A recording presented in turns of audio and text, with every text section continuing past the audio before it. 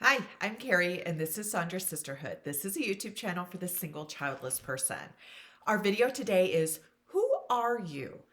And I want to do this video because those of us who are single and childless, not by choice, we often spend a lot of time thinking about who we aren't and who we won't be.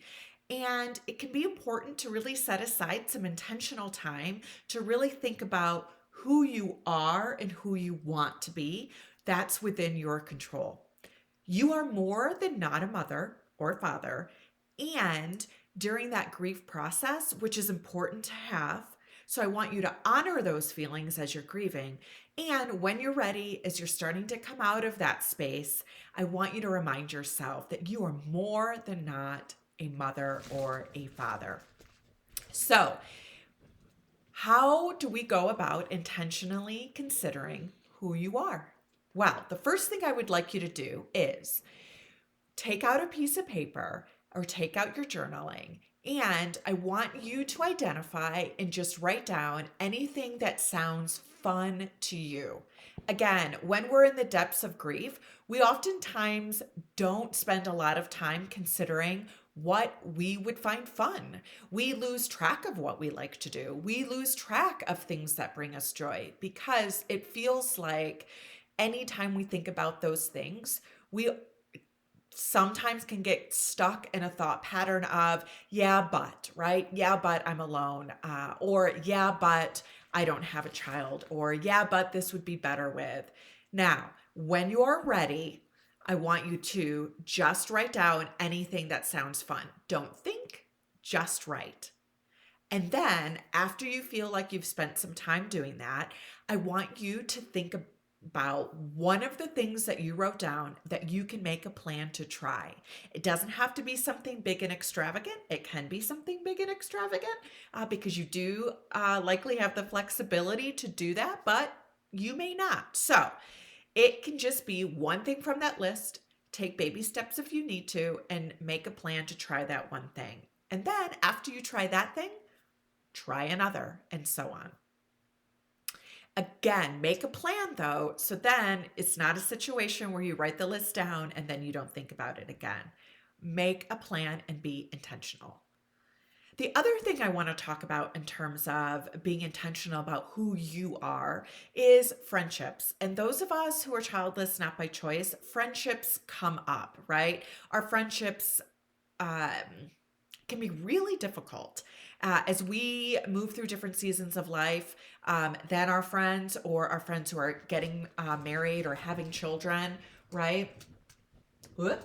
Um, we can start to feel like there's less space for us in their friendships. There's less time for us.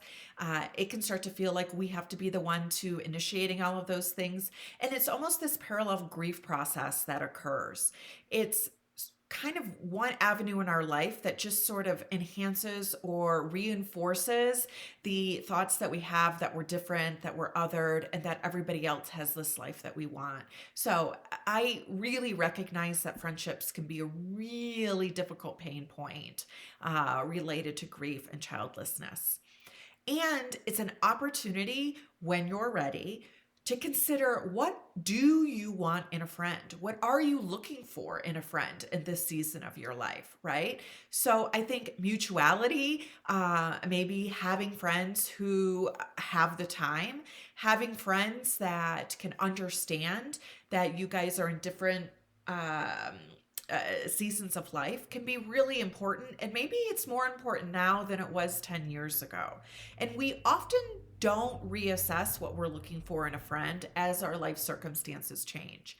There are also instances where sometimes we have friends because these are the people it was convenient to be friends with, right? We went to school with them and they were just who were around. And so, really taking inventory of what you're looking for in friendship can be important. So, in your journal or on a piece of paper, I want you to write down all the qualities that you're looking for in a friend. And then, as you're meeting people,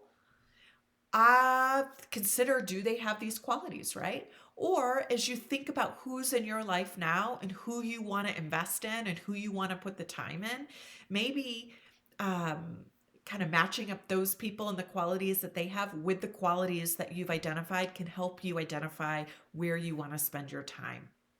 Number 3, do a values exercise. When we know what our values are, and then we can make decisions, or we have a framework that we then can use to prioritize how we spend our time and who we're around. This can help us live more in alignment with what's important to us. This is similar to the friendships in that we often don't intentionally sit down and identify what our values are. And same with friendships, we often don't reassess what our values are as things change in our life. So consider doing a values exercise. And then as you think about how you're going to spend your time, how you want to spend your time, and who you're spending it with, you can then match that up with your values. If you're not sure how to do a values exercise, I just did a video on that, so feel free to click it up above at the top of the screen so you then can go through that exercise. Remember, you are more than just not a mother or a father. You are more than just not a spouse. And take the time to really consider who you are, because you're the expert on you. Follow Sandra Sisterhood for more tips, resources, and support for the single and childless person.